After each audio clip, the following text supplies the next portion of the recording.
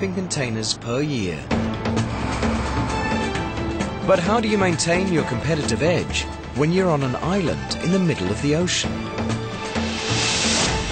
You build another megastructure. The Donghai Bridge. 6 lanes wide and 32 kilometers long. More than 12 times longer than the Golden Gate Bridge. The second longest ocean-spanning bridge in the world. The longest is just 80 kilometers to the west, spanning Hangzhou Bay. Building a bridge this long on land would be tough. Building it over the open sea is a logistical nightmare. It's not like you're a steel worker building a skyscraper. You don't have electricity out there. Everything that you need to do your job has to be taken in by barge and back and forth in that fashion. Just designing the Donghai Bridge was a mega challenge. It had to be wide enough for 6 lanes of truck traffic, high enough to let some of the world's biggest ships sail underneath, and strong enough to withstand all that nature would routinely throw at it.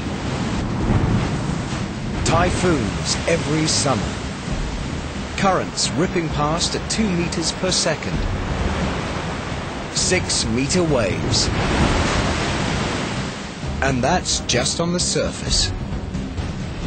From the mainland to Yangshan Islands, the seabed can vary in depth from 10 to 30 meters. And it's nothing but soft, unstable mud. Not a good foundation for 6 lanes of concrete highway, vibrating with heavily laden trucks. In cyberspace, engineers tested their bridge designs every way they could. With waves, winds, truck accidents and colliding megaships, to discover which design would best survive. In the end, they chose not one design, but 2. Most of Donghai is a box girder bridge made of over 600 concrete spans.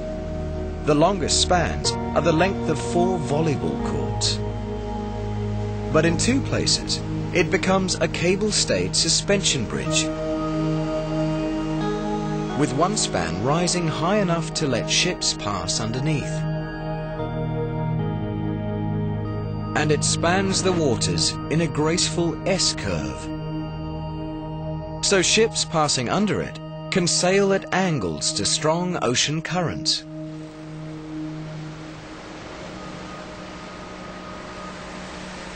By 2002, engineers had a bridge that worked beautifully, on paper and in their computers. Now, they had to build it. First challenge: anchor kilometers of concrete in waterlogged mud, firmly enough to stand up in a typhoon. Engineers drove over 6,000 foundation piles into the sea floor, positioning them with GPS and 7 satellites within a 3 to 5 millimeter accuracy. 20+ meters of water, then another 40 meters down below before they actually reached bedrock. Next problem: how to build 600 concrete spans, some weighing over 2,000 tons.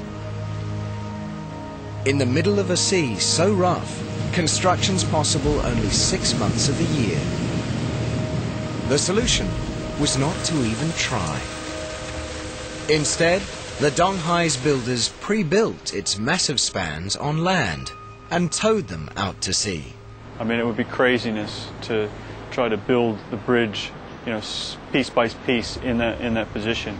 And they had to actually, in the middle of the process, actually construct this new barge with 1,600 ton lifting capacity to move these bridge sections into position.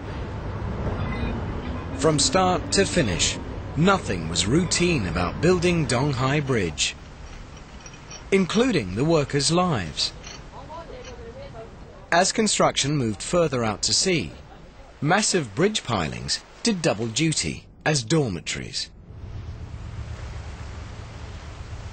On 10 December 2005, 42 months after construction began, the Donghai Bridge opened to traffic.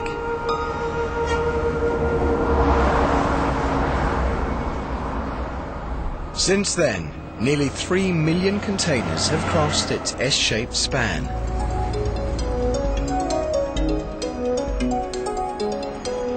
Under the watchful eyes of bridge operators. From this high-tech control room,